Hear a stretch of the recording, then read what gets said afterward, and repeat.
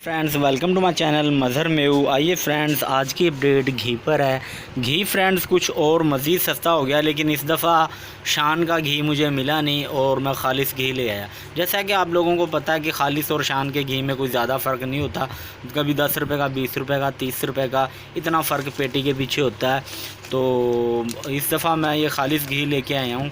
ये बिल आप लोगों के सामने सीधा करता हूँ मैं। ये सीधा किया और थोड़ा नज़दीक, ये साफ़ नहीं आ रहा यार। ये घी 5830 रुपये की पेटी है, ये साफ़ नज़र नहीं आ रहा।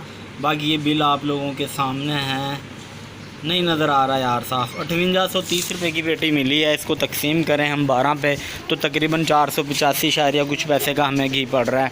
और हम इसको यानी कि 495 रुपये तक का, 490 रुपये तक का सेल कर रहे हैं। किलो ले तो कोई 490 का, और वैसे यानी कि पाइया आधा किलो लें तो फिर तो वो पड़ जाता 495, बल्कि यार सीधी बात 500 ही पड़ जाता है पाइया।